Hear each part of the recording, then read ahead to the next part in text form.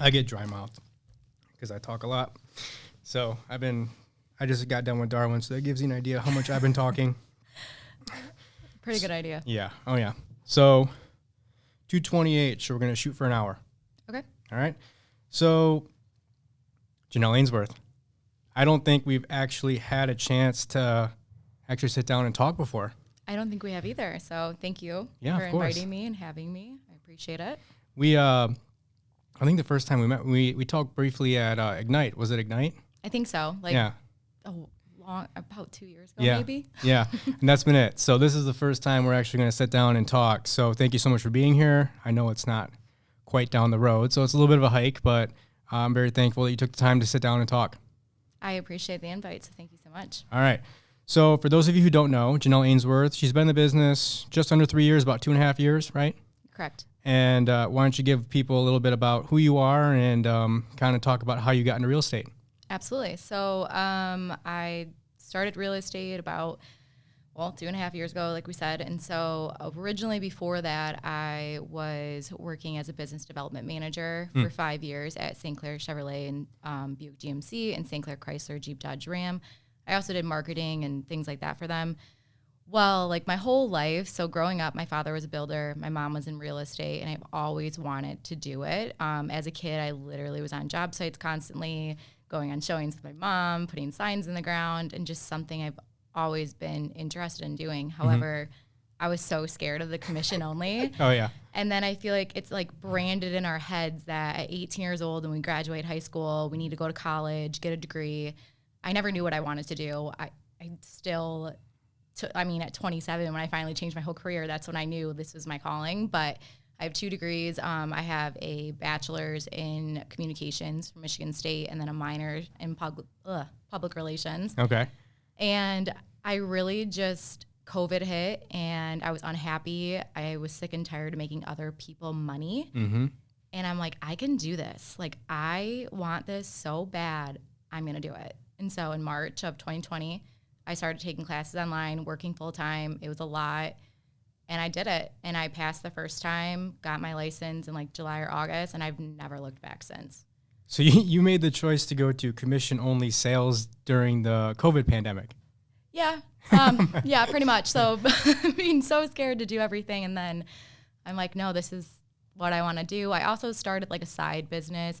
I make like wreaths. So like during that, I was like seeing how that would go and like kind of learning how to market that. And I was already marketing someone else's business for them and seeing how successful that I was able to grow them. Yeah. I'm like, I can do this for myself. Right. And keep the money. Yeah, right. Jeez. So you said you worked at a car dealership for a little bit, then you weren't happy with it. Went to college. Did you find any use of the degrees that you got when you went to school? I would say like public relations, like obviously learning to write better and doing things like that and really advertising. But at the end of the day, I think I changed my major. I was like that 5th year senior. Okay. So I think I changed my major like 3 or 4 times, just not knowing what I wanted to do. And then I've always been in sales, like jobs. I love sales. I love talking to people. And I just think communications is just one of those things that would just work for anything.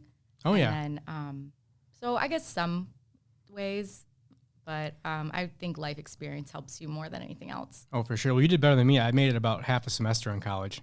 So that was about it. I was at OU and I was a business major. Okay. And I was just sitting in these classes and I'm like, this doesn't really make a lot of sense. It doesn't seem worthwhile. And I had to pay for my own college. So I'm like, this doesn't seem worth the time or money. So I dipped out after half a semester and got my license and that was it.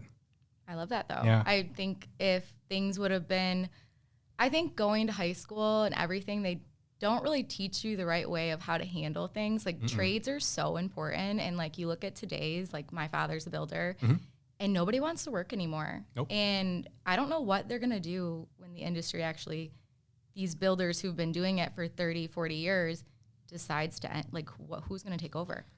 I don't see anybody. And that's the problem too, just because my dad's in construction as well. He owns a roofing company. Okay. And he has doing that for 35 years. And that's the problem. I mean, he has so much work, but there's no labor. There's nobody out there willing to do the work. And I've done the work, and it's work. But at the same time, it's like, what else? Because we're a similar age group. I mean, we're very close.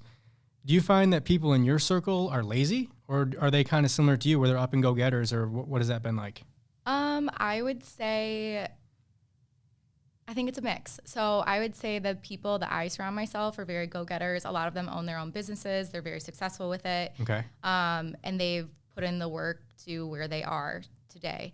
I would definitely say people younger. I'm talking a gap between, and this is not to diss anyone, like people are, they work, but I would say probably like 5 to 10 years younger and even younger than that. They just don't have this drive to get somewhere, or they just think everything should be handed to them.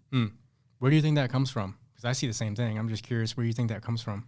I mean, things are just so different now. I think back then, I had AIM. Let's be serious.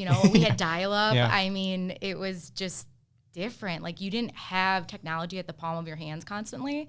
So I think maybe that, like, no one's trying to be the next TikTok star or YouTube person. I mean, because other than that, I think that's what a lot of kids are trying to be. Yeah, I agree. It's social media can be a great tool, but it'll also be incredibly unhealthy if that's all you're doing, right? If that's all your Facebook, Instagram, and Twitter and all that stuff, and that's all you do, especially as a young person, you think, well, hey, I can do this, as opposed to actually putting in work to build something.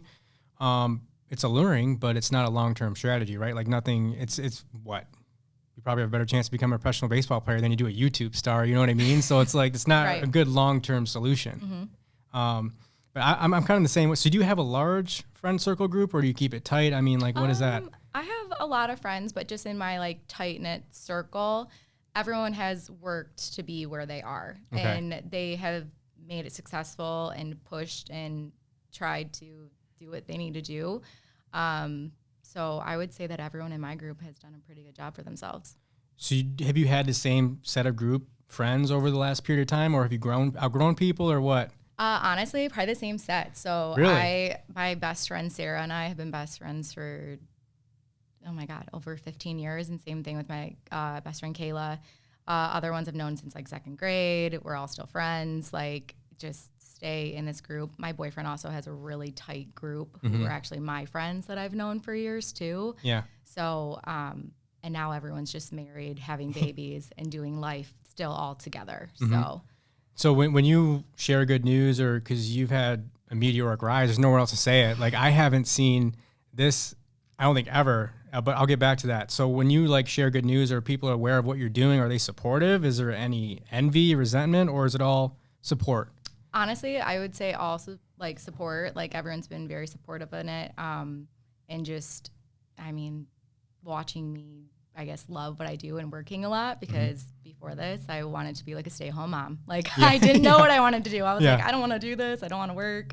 And now I'm like, I love what I do. And honestly, my job is my life. So.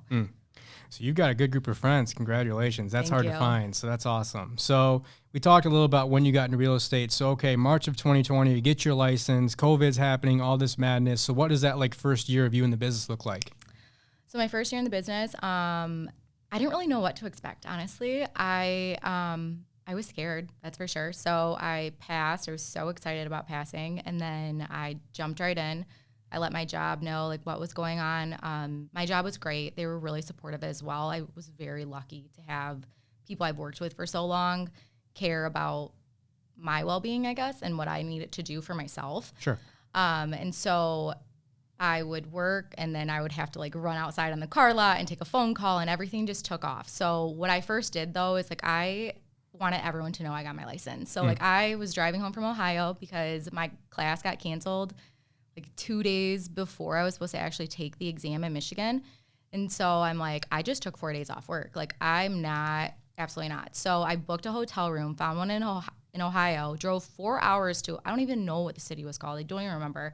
Went to Ohio, stayed in a hotel, got room service, studied, woke up at 4 a.m, studied again, took my exam, then drove 4 hours home.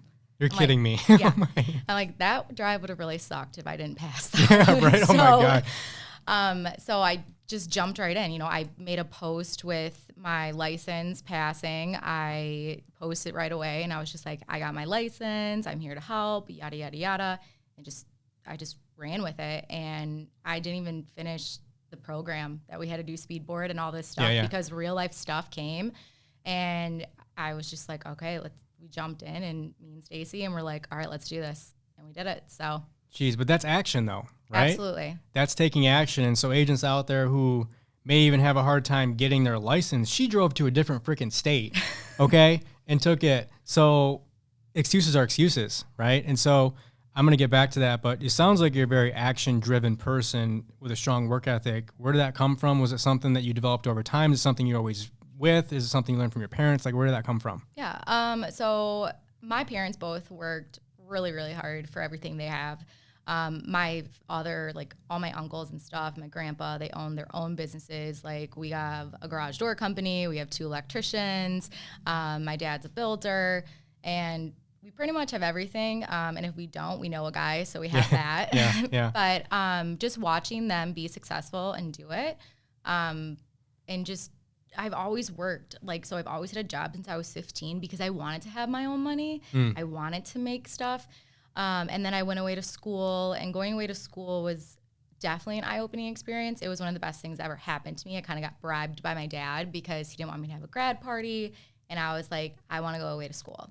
Let me go away to school. And he's like, well, you have to transfer your job because I'm not going to pay your bills, but I will pay like your rent, but you have to have like A's and B's. And I was like, deal. So it was like 1 year of like seeing if it would work. It worked. I like transferred my job. I was working at like Vanity at the time, like a clothing store, and transferred it to East Lansing, started school, got A's and B's, and then I stayed. And then I started having to like pay for everything and learn how to like take my student loans and save that and put that here and do that and just be really good with money. And I feel like I was always good with money, even when I was younger. Yeah. And I don't know if it's because of like, so in 2008, my parents were literally a builder and a real estate agent. Perfect. Right. It crashed. You know what I mean? So we like lost our family home, and we like life changed. Like it was different. I'm 14 years old. My parents were also getting divorced, and it was just like this big eye-opening thing that you kind of have to grow up at a younger age and know how to get things yourself. You know what I mean? Yeah. And so I think that really helped too, to just be like, if I want something, I have to go and get it. Absolutely. Well, and that's a great point too, because adversity forces you to adopt a lot of personal responsibility, even at a younger age, and that requires you to grow up. And it may suck at the time, but in the long run, there's really nothing better for you to experience. I agree. I really, a lot of people are always like, oh, my parents are divorced and blah, blah. I'm like, I love that my parents got divorced. Like, I do. I think it was great. I got to learn who they both were as individual human beings. And really, I think that's important to know who your parents are outside of being your parents. Absolutely. Because they're people too. Yeah. Well, growing up, you just see them as mom and dad, right? But as you get older, you start to see them. No, they're actual people. They make mistakes. They have idiosyncrasies. There's tons of things that go into it. And so back to you in your first year of business, you didn't really get into speedboard or any of the administrative stuff. You just jumped right in. So I finished the like AMP, like obviously we had to do all of that, but I would be at my desk at work, and then I would have my computer hidden underneath the desk because I didn't want to get caught, or would have to do it on my lunch break, and I would just be in our conference room, and everyone was super great that I worked with. So I would just sit there, and like sometimes they would like help me with it, but I had a lot to push and go through, and then I don't know. I guess I just kind of took it off and ran with it. So then I got speedboard like halfway through, I think, and then I got a listing. And so I went to the listing appointment, and the thing is, it's like a cousin, but it was a cousin that was like, so it's my dad's first cousin, my second cousin, but they're not people we see a lot. And they saw it because their daughter, who lives in Texas, saw my post on Facebook that I got my real estate license. You're kidding So me. they literally were going to go with someone else, and then they're like, oh my God, Billy's daughter, Janelle, just got her license. And then they called me, and then I went out there, and then I got the list. Like, I had to work for it because someone else was trying to work for it. Yeah. But then I got the listing and started that. So it was kind of cool because you didn't have to make the fake listing on your house. I got to have a real one. So that was cool. So literally just taking that picture of your license and posting it on your Facebook led to your first listing. Yeah, within like 2 weeks of having my license. Jeez. So that's a kind of a good segue into, because I think it's important to tell people what kind of business you did last year. So you were 2.5 years in the business. So what did you close last year? What was your total volume and your units? So in like 2022 or 2021? 2022. 2022 was 9.2, and then there was 50 transactions. $9.2 million in volume and 50 transactions under 3 years in the business. And where in the world did that come from? So we were doing we had like 5 or 6 new constructions at the time. Okay. That started the year prior from that. And then just so I have a subdivision out in West Richmond Estates. I met a developer in my first year in the business, and then started from there and transforming the sub. The sub wasn't getting enough attention that it deserved. There was barely any houses built. I got it, kind of transformed it into this beautiful subdivision, and it just kind of took off. So my dad gave me 2 lots when I got my license, and he was like, here you go, here's 2 vacant lots. I'm like, what am I supposed to do with this? Yeah. He's like, I don't know, figure it out. Yeah. And I was like, okay. So I found a rendering images, and I was just like, people don't know how to read blueprints. Like I do, but other people don't. Yeah. So I'm like, I need to figure out how to pre-sell this so then I can get something. Right. So I picked out all the plans, did all of that, and then I pre-sold them before they were even done, which then led to more people seeing the plans that I chose online to then contacting me, which led to then having one spec that's supposed to be almost done, but we got it closing on Ruffin, and then having my other one get ready, but literally sell before the basement's getting dug. And then it led to 3 brand new constructions, starting fresh. Yeah. And then I met 3 other builders in that subdivision. One, I put my card on his bulldozer seat. Yeah. Everyone's like, he hates realtors. Don't even try it. He's been trying to sell these 2 houses in there for ever. So I just left it there just to see, It was a month later he called me. I went there. I got up at 5 in the morning to present to him my whole presentation, been studying it. I get there to show him, and he's just like, I don't need to see any of this. And I'm like, oh my God, I've been up for 6 hours. Yeah, right. I have this memorized. Yeah. And so then I ended up talking to him just as a real person, telling him what I could do. And I signed it. I'm like, give me 30 days. Give me 30 days to wrote these houses and I'll sell them. He's like, really? And I was like, yeah, 30 days. I sold them both in 30 days. Well, they went pending, but we sold them. Yeah. And then I met another builder in there, which he yelled at me too, because he thought I was taking his sign out of the ground. And then I was telling him, no, I was just reorganizing them because some kid came through my sub and smashed all the signs and everything. So then he couldn't get his stuff to sell. And then he randomly called me and wanted to meet with me. And now I work with him. He's one of my builders, and he's a great guy. It's just funny, the start of the story of someone yelling at you. Because I work, it's mainly all men, especially new construction. And then there's little blonde me just walking around, and they're like, who in the world is this girl? Oh, yeah. And then they meet me, and they're like, oh, wow, she actually knows what she's talking about. So it's been a lot of new construction, a lot of networking, and just I take anything that comes my way. I don't turn down anything just because of the cost, or if someone needs my help, I'm going to help them. Jesus. So a couple of lots led to all that, and you transforming a subdivision. That's freaking crazy. Right. Which led to then those people needing to sell their houses, and one thing led to another. So. And the other thing, too, you said is you never pass up an opportunity. Ever. I will take a $500 lease. I don't care. If someone's calling me and they want help, I'm not going to go pawn it off. I'm going to help them. It just makes me look bad as a person. Oh, yeah, for sure. So is that kind of your driving force in business, is to ultimately help people, or are you numbers driven? What's your motivating factor? My motivating factor is helping people. I mean, I love homes. Sure.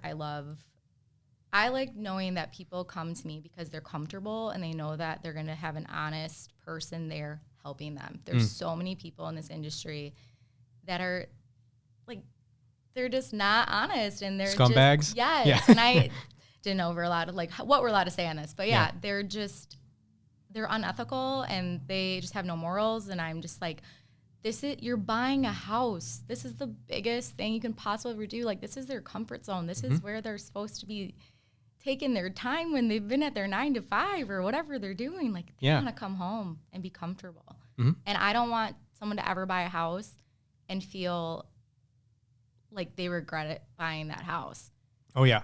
Or they were taken advantage of. Yes, because I have told so many clients that have asked me to write on stuff, and I'm I'm so sorry, I can't. I can't let you live in this house. And what kind of reaction do your clients give you when you say that? The one lady like really tried hard, but she was like in Florida. So I was like FaceTiming her, trying to help her. And I was just like, I'm so sorry, but I can't. Like, you don't want this. Just trust me, please. I'll find you something else. And then she didn't really understand at first. And then I was just kind of explaining the type of person I am. Mm-hmm. And then I found her dream home. And this was a floor call too. And she's the nicest lady ever. We still stay in contact. I'll still go have dinner with her, like all kinds of stuff. And she loves her house now that I found her. She never even saw it. Mm. And so I guess some people, now they like the honesty. Some people at first were kind of like, what do you mean this girl is not going to write? And I'm like, I just don't feel comfortable. Like, I'm so sorry. Yeah. Oh, yeah. And clients value that because I guarantee most people have never heard that from an agent. Yeah, go ahead. I'll write this right now, right? I'll write it up right now. Right. I don't care. I don't care about you. But when people know that you actually have their best interests in mind, that's where that loyalty comes from. Right. Which is super, super important and super lacking. Yes, I'll say it, they're scumbags. There's a lot of scumbags out there, which is unfortunate. But that also creates separation between us and them because we become more valuable because people don't want to deal with people like that. I completely agree. Mm-hmm. So this is kind of off topic too, but I've noticed it because this is the first time I've had a chance to sit next to you and actually have a conversation. You exude a lot of confidence. Thank you. Yes, which is great, and it's very rare for a younger person to exude that. So where does the confidence come from? I mean, like where, because you obviously know your stuff and you're producing, but like where does that, would you say, would it stem from? So I'm actually like, before I used to have like zero confidence at all. Like I was just, friendly. How long ago was that? Like I still feel like my confidence isn't as great as everyone thinks it is, but I just try to be who I am. And you don't know what's going on in someone else's life. Mm-hmm. And I think it's very important to just be respectful of people, be kind. And I think with that, knowing that I can make a difference in someone's life and making them feel good makes me feel good. So then my confidence goes up in that way. And also I would say like after the last 2.5 years of being in the business, in the beginning, I felt like I had no confidence. Like I'm over here, like, I don't know what the hell I'm doing. Right. But then you have to like, it sounds bad, but you fake it till you make it, but in a good way of faking it till you make it, where you're learning these experiences and gaining the knowledge. So then when the real thing happens that already happened before, you know exactly how to handle it.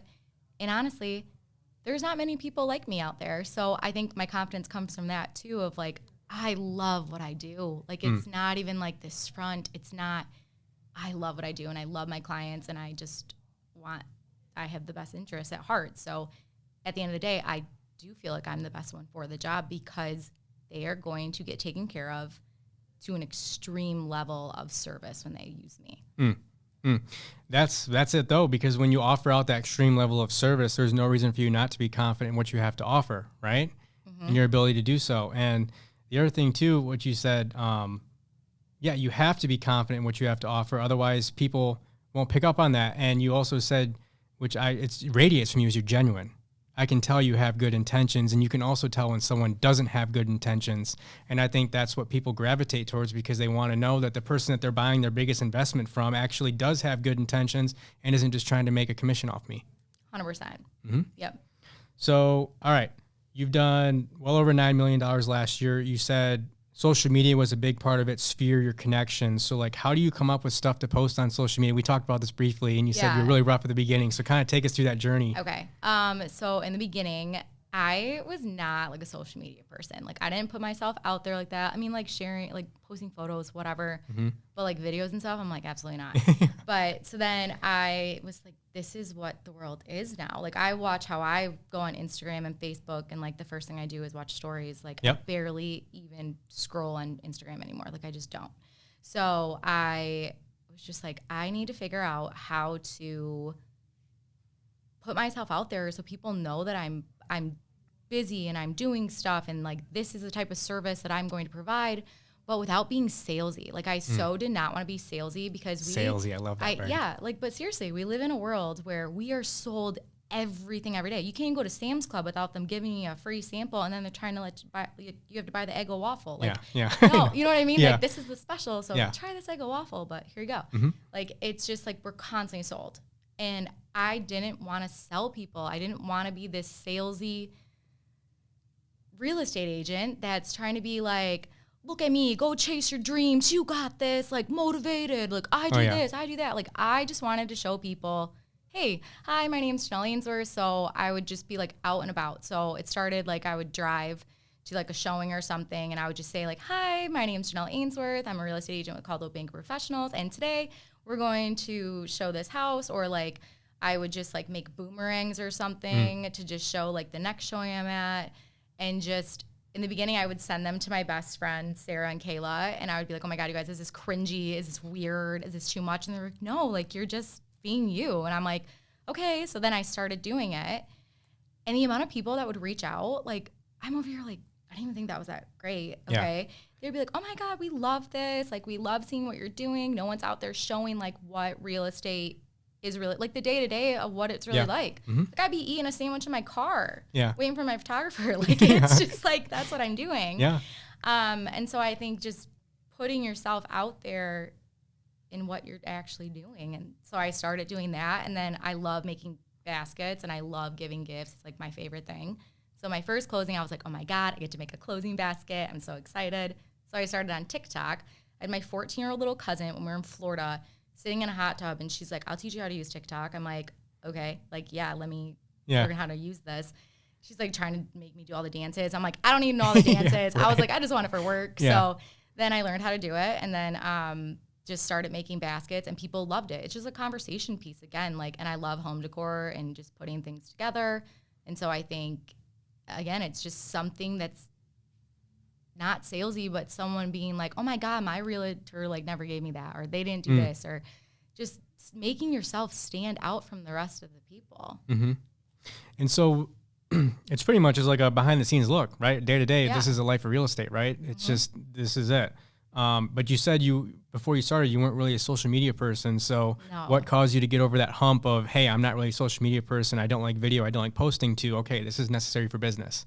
No, because the world of, obviously I did marketing for my, the dealerships and things like that. And like, honestly, the days of newspapers and even the days of people just going to realtors' websites, it's not a thing anymore. Like people are going on Facebook Marketplace. They're going to see shares. They're going to see stories. They are going to then follow the real estate agent's Facebook page or this and that, or like see what's going on. They're not, everyone finds out the news now from social media. It sounds crazy, but that's true. Just what people do now.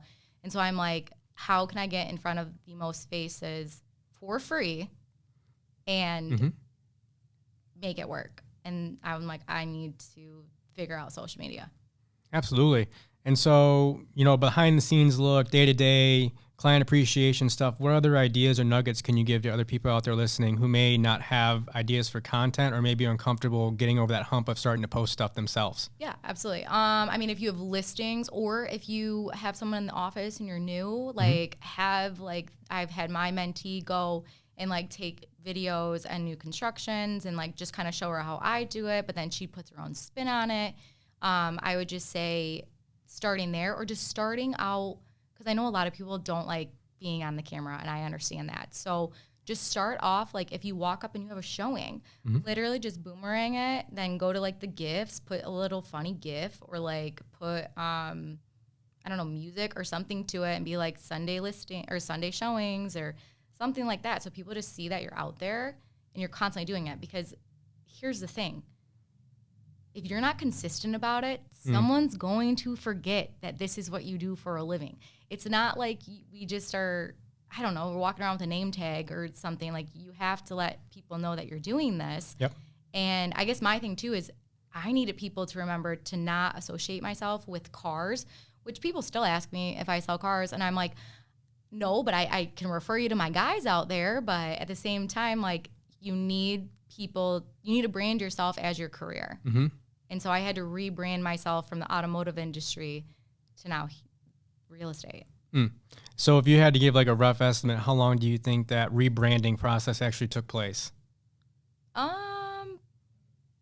Probably, I mean, like 6 months to a year, because I still stayed working at my job, but people would just reach out of nowhere. Like people I barely even talked to, hardly knew. Like I would be out and about and someone would be like, oh my God, you're killing it. Like you're doing so good. And I'm over here like, I am. Damn like, right. You know what I mean? Yeah, no, but I'm like, you just don't really, I guess that's the confidence I didn't have in it. Like I was doing this because I loved it. Like I wouldn't even know what I was making until after something went pending. Yeah. Like I would figure it out after. Yeah. Or I just feel like just being yourself and putting it out there, you don't realize how many people are really seeing that and how many people are remembering that.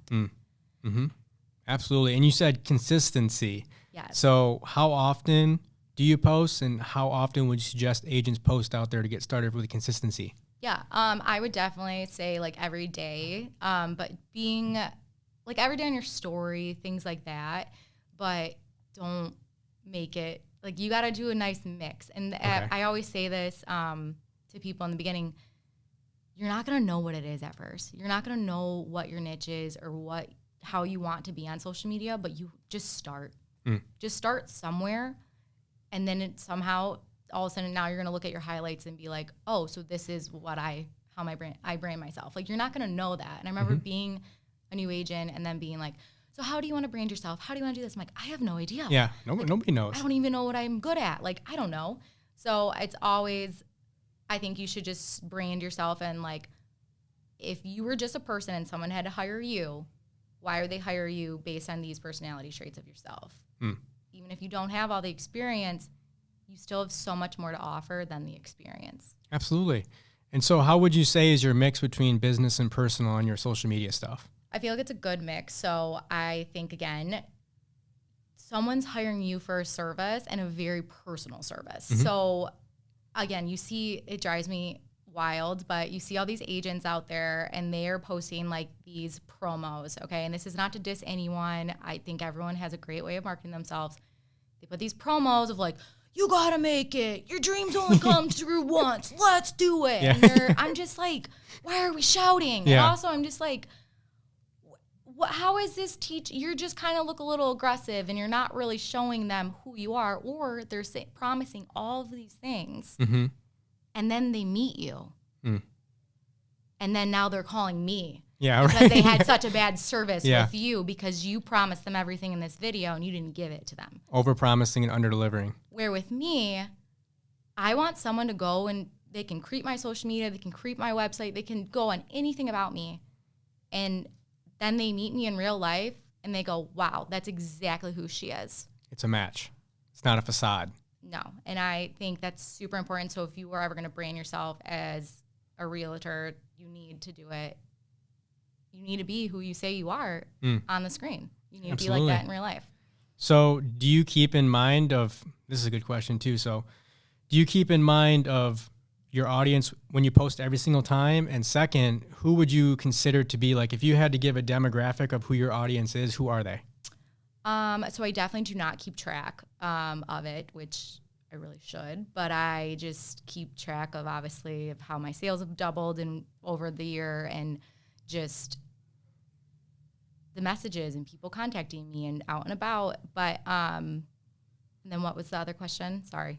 So one, who is like, the target, like who are you targeting to? So in the beginning, it was a lot like, so I'm going to be 30 in March. So everyone in my age when I did 30. Yes. I'm super excited about it though. I heard your 30s are your best. I've heard it's years. like your prime. So Me yeah. too. Yeah. So I'm really excited about it. My other best friend Taylor's like having a meltdown. She's like, I'm turning 30. I'm like, dude, it's going to be fine. Like it's fun. Yeah. But, so anyways, I would just say, really just, sorry, I lost my train of thought on that one because we're talking about 30, being 30. So maybe I am worried about being 30. Just your audience when you're posting on social media. I would say in the beginning it was a lot of my friends selling their first homes, buying their second homes because they have growing families, they've got married, they're having babies. Then I would say I deal with a lot of estates. It's kind of crazy. I wouldn't think I deal with that much. Really, yeah. But I actually get a lot of estates. And then like a lot of vacant land. Honestly, I don't think I have one audience. Really? I think I deal with every age group, in all honesty.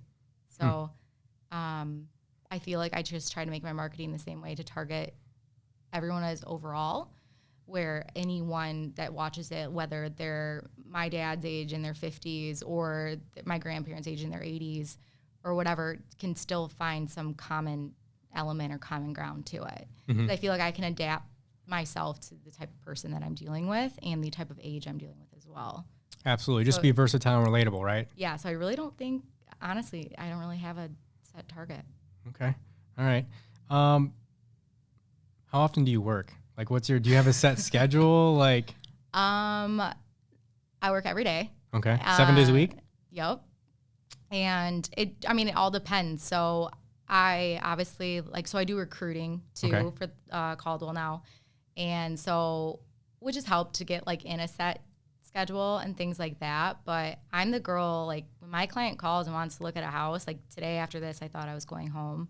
And I just got a new client this morning, got the pre-approval already, ready to go. And I'm like, are you free at 5 o'clock today? So now I'm going to show a house after this at 5. Nice. And then I had someone else call today. I'm getting them pre-approved. And if they want to go at 6 o'clock or something, I will go at 6 o'clock. Like I just want to go. So honestly, I should have brought my planner here. It's a little crazy. But at any time that it's not time blocked out, I leave open for my clients and just fill them in and go. So like yesterday, I'm trying to think. Yesterday, no one really needed much. But I like did a little bit in the morning. And then like Saturday, I went and showed like 2 houses right before we like left for a Red Wings game. And I'm like, I'll be right back. I'm just going to go show this house really back. It's going to take like 30 minutes. And then I like come back because it really does. It takes like 30 minutes max sometimes. And then you're home and then you can just leave. Mm-hmm. I mean, I'll write offers in the car. I'll do like, you know what I mean? That's just how I am. But I honestly probably work about every day and not like hours. Like sometimes it could just be like an hour, but I feel like someone always needs something. And when your client's available, I think you need to make yourself available because I also don't like to-do lists. So I rather just get it done right then and there and not have it tally it on to the rest of my week. Right. So do you have a shutdown time every day or are you on? So if someone calls you at 10 o'clock at night, do you answer? I love bedtime. So I probably go to bed at like 9, but do you really? I do. What time do you get up? Like 5, 6, sometimes like 7.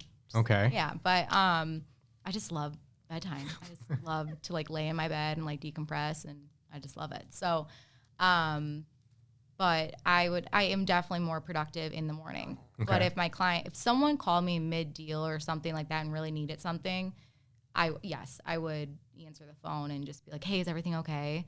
I definitely have gotten better about prioritizing my time though, because I know when I first got into it, I was literally writing deals at 11 o'clock at night until like midnight. Like I was just like how I was. Would it still be like that if someone really wanted this house and I need it done? Absolutely. But I've learned to prioritize my life too. And I guess, but I also really like to work and it literally takes 10 minutes. So sometimes I'm like, I can write an offer in like 10, 15 minutes. Right. So like, why don't I just do it right now versus putting it off? It's like, I'm going to have an answer if it's accepted then faster than anybody else would. So you work 7 days a week. Do you have a pretty active social life? I do. Yes. That's like a paradox because how can you work 7 days a week and have like how do you balance it all? Well, sometimes 7 days a week you're not working a 9 to 5, you know? So like Saturday I showed up 2 houses. It started at 11. I was home by 12:30, you know, and I did like one thing to look into and it was like 15 minutes and then I was done. Have you ever experienced like any sort of fatigue or burnout? Yeah. But I just think knowing how to, I do take time and personal time and, you know, like I don't know how everyone does it. I have been going to the gym though, and I've been doing all these things and eating better and just trying to take care of myself and prioritizing that is really good. I love the gym. And I've had to learn to like not answer the phone while I'm there. Oh, yeah. But I will do it on the treadmill. I feel so bad for the person next to me, but I'm like, I'm so sorry. But be that one person on the phone on the treadmill. I'm her sometimes, but I'm like, you know what, whatever. Like it's something so simple. But there's definitely been like some burnout here and there. But once you get to that point, you know, like I need to take a personal day. Absolutely. I'm the same way though, because I work out. That's how I end my day. At 5:30, I put my phone on Do Not Disturb. So if you call or text me, I'm not answering because I need an hour. Like just give me an hour of my day. So aside from working out, social life, what other hobbies or what other outlets do you have to keep balance? I'm on a bowling league. Me too.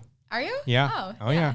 Every Wednesday with my brother. So okay, every Tuesday is my bowling league. Okay. I've been on it for like 4 years. Are you good? I'm okay. What's your average?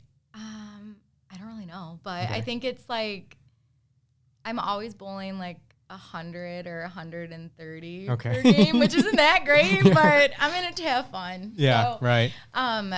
So I'm on a bowling league, so we do that. I have a huge family, so I have like 8 nieces and nephews, so I like go hang out with them all the time, and just really just like hang out, like just kind of debrief and do that. So, yeah. Okay. So you got a pretty good balance. You got a great business. If you had to give some advice or some of the most important things for agents to do who may just be starting out for the new year, what would those be? Get a notebook and a good pen. Okay. So you're pen to paper. That's how you keep track of everything? I am. I'm trying to go digital. I'm like in the mix right now, but I am such a pen and paper, pencil. So I have an eraser. Like I am so that person, and it's very hard for me to go digital, and I'm in the process of doing it, but it works for me. Mm-hmm. So I'm very note taking too. Like I need to write things down to remember them and to process it all. So when I first got my license, I would literally just listen to what my mentor was saying all the time or people around me and know the verbiage to say. But I would write it down. I would write down like the scenario that happened. So next time it happened to me, I knew the right verbiage to say. And I wasn't asking again. Like, what do I say? Mm-hmm. How do I do this? And in reality, I think it made me a better agent to know how to handle that. So I would say a notebook for sure. Put yourself out there. Like if you don't, or if you're not busy right now, it's okay. Don't feel bad because you're not busy. There's so many other things. Like Pinterest is huge. Like you go to Pinterest and just find like things that you could post on there, make them your own, like change words on it. Like I don't know what Pinterest is. What's Pinterest? You don't know what Pinterest is? No. Oh my God. Okay. So Pinterest is great. It's basically like you create boards. A lot of people do it for like recipes, workouts, whatever. But there's a whole thing for real estate. So you literally can look up real estate marketing. Things will pop up, and you can just use them and save them, and they're already made for you. Go on Pinterest, okay? It's great. Yeah, okay. Yeah, so that helps a lot. Like, obviously TikTok, too. Like, there's ideas on there, too. But, like, just being consistent. Like, say you're brand new, and you post that one post that you got your license, and then also don't wait. Like I know a lot of people are like, oh, I want to wait for like my business cards to come in. Don't. Like my first picture was literally on my living room wall. I hated it. I hated it so much. I had 500 of those cards before I could get rid of them. And I just hated it. So, but it worked. And like the moment those business cards come in, post that your business cards came in. It doesn't matter if you don't have things going on, or go to someone else's place, ask to do open houses, ask to do things in the office, and be in the office all the time. If you're not in the office, I'm telling you, I know you're not doing real estate. I know you're not. Like, it's just so hard to do it. Like, you can be, but when you're new, you need the structure of being in the office and seeing what other people are doing. Well, Janelle, I'm brand new and I'm more comfortable working from home and I like my own space. Like, what kind of response would you give to that? I would say, well, you're more than welcome to work from home. However, I think if you come into the office, you're going to be able to listen to everyone in there who's been experienced agents for over a couple of years, and you might even be able to go out and about and go with them and go see what they're doing. Absolutely. Absolutely. You got to be around activity, right? Because that's going to force you to be productive. And if you're new, you don't really know what you're doing in the beginning. You have so no why idea are you what you're sitting doing. at home? Right? Well, because it's comfortable, right? Yeah. Do you read at all? Do I read? I'm trying to get better at it. I'm not like the biggest reader. I like podcasts, but What kind of podcasts you listen to besides this one? Right. I'm trying to get back into that again too, but like I listen to like there's like a market shift one or something. I can't think of the name, but that's good. I love murder podcasts. I know that doesn't help my business, but love a good murder podcast. But honestly, I just we do so much at our office where people come in and teach us stuff, and I guess I just take that and like real life experiences and just kind of pay attention to what the market's doing. And honestly, it sounds weird, but like TikTok, literally you can learn a lot from that, and you can learn a lot from social media of just like quick, easy things you need to read, and Pinterest, because Pinterest will take you to the articles to read.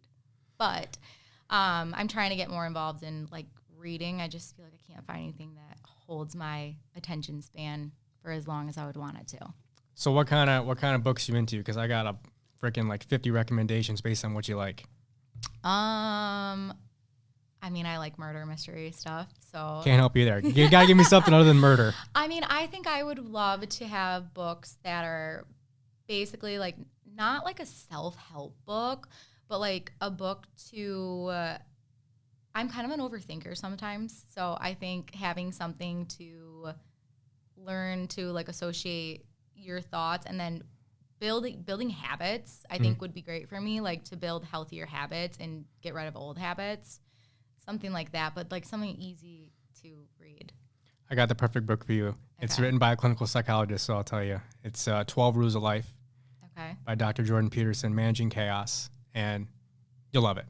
It's a great book. Okay. You'll love it. You had me at chaos and managing it, so I think so that'll be good. The book is, he's a clinical psychologist and he deals with a bunch of people, so it's pretty much just a bunch of steps on how to manage life. Okay, I love that. Yeah, so and I've read it a couple times and it's great, so I'll send it to you. You'll like it. Okay. But yeah, I'm a big reader too. I think it's very important what you put in your brain. What you think about is what you become. And so if you're thinking or negative, do you watch corporate news at all? No, I do not. I will be honest, but good, me either. The point I was trying to make, depending on what you watch, if you watch just negativity, gloom and gloom, and all this nonsense, then that's gonna portray into your mind, and that's what you're gonna project, right? But if you're careful, I don't listen to murder mystery, but I'm sure it's titillating and it's good for the brain. But yeah, you got to be conscious of what you're putting into your mind, listening, reading, watching, and that's a big part of personal development too. So yeah, I'm all in on that stuff. Absolutely. So. We've covered a lot of ground. We're closing in on an hour already. What would you, if you wouldn't mind sharing, what are some of your biggest goals for the new year? My biggest goals. So I want to hit 10 million or more in volume. Okay. And then really just keep working on like my reputation. Like I feel like when I first got in the business, a huge part of it was I wanted other agents to like take me seriously and know that like I am going to be great to work with. I can communicate. I can do this. Like I'm going to get the job done. Mm-hmm. And I also just wanted to different myself from my family. Like I have a very well-known name, but I don't want people to just think, oh, I got business because of my family, because it's definitely not the case at all. Mm-hmm. And so I've built a really good reputation so far for myself, and I think just evolving and building my reputation to be exactly who I want to be and exactly what I am. And then obviously, I would like to go over 10 million. So that's definitely my goal too. And then we have some other work, so possibly some other subdivisions. I would really like to get some 3 new constructions because the market obviously is shifting. Mm-hmm. The costs are up. So the demand is a little lower for new construction right now, but I would like to at least have 3 started under my belt to get done and just kind of move on from there. So awesome. Do you invest at all in real estate? I do not, but I've been constantly looking to do it, but I know I want like a duplex or like a tri and something like that, and everything's just so...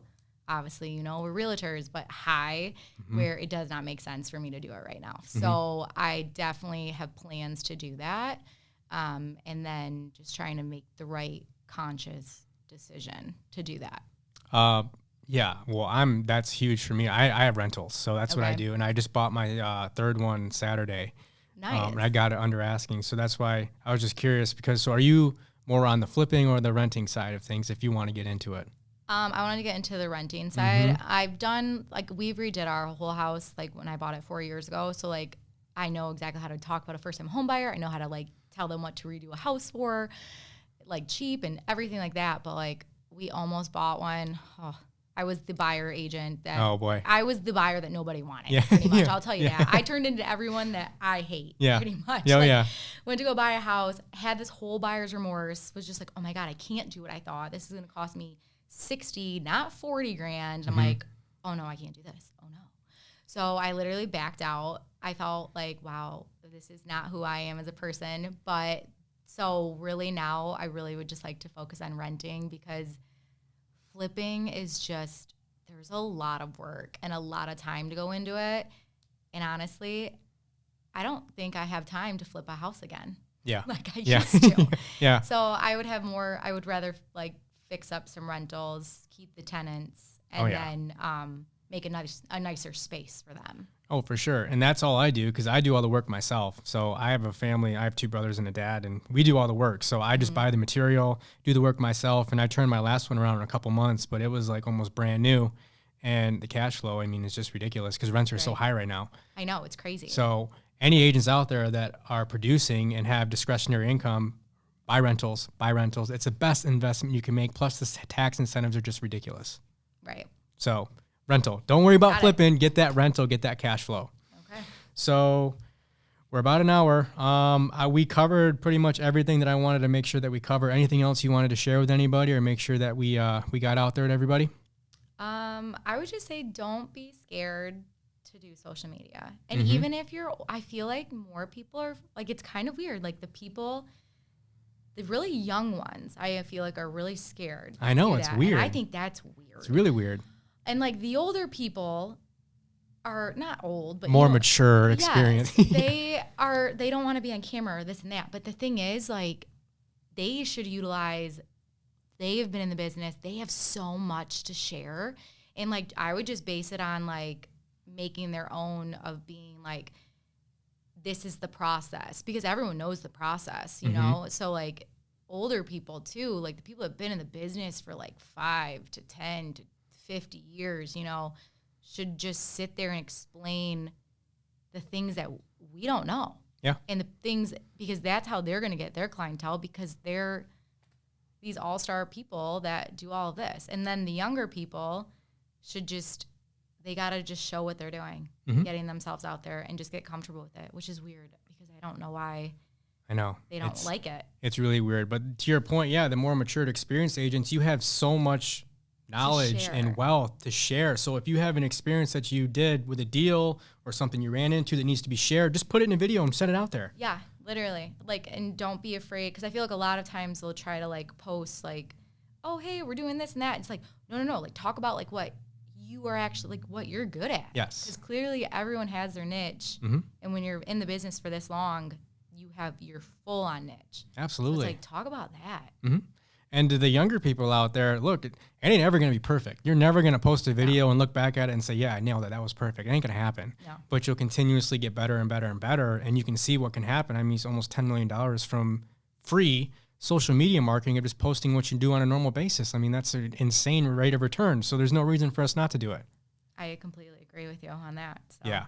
So I'm a huge proponent of that. I wasn't in social media at all. And then I went to Gen Blue in October in Phoenix, and they covered a bunch of stuff, and I came back, and that's when I started the coaching Facebook and Instagram page and doing more video stuff. So I've only been doing it for a couple months, but it's like, it's invaluable, the amount of people that you can reach. I mean, there's no reason not to do it. Absolutely. So what were you doing before to get all your business? I would cold call agents and managers. That was it. So yeah, I had no social media marketing, no video promotion, no nothing. I would just call people, or the training events that we do, I talk to them, and that's how I generated business. Nice. So it's completely changed now because people can see what we're doing. People are going to watch this and see what we're talking about. And I post clips on there every day. I'm consistent too. So ever since October, I posted a clip every single day, and that's part of it. And so it's grown, and I've seen the value in it. It's incredible. So if you're not doing video this year, it needs to be a part of your business. I completely agree with that one. And stories. Stories. Post on your stories. Yep. They're so important. And they're only, if you're embarrassed by it, this is what I would say too. They last 24 hours. Yeah. 24 hours, and it's like it never happened. You don't have to worry about it. Yeah. And no one's going back and watching your story. No. And maybe someone's not even watching the whole thing. They're probably like, we're just going to keep looking. That's what I typically do. When I got a bunch, I just click through just to get them off my feed. Exactly. So the new feed comes in. So I wouldn't be afraid for anyone. You got to do it. Got to do it. Just try it out. Don't be scared. And then they have so many apps too. You can like read what you have to say. Oh yeah. And you can just read, like, it's going to take you like 15 shots. Yeah. Maybe 16, because then that one word's going to be mispronounced. And then you're like, I got to go back and do it again. But oh yeah. I posted a video yesterday, and I made a typo, and I'm just like, whatever.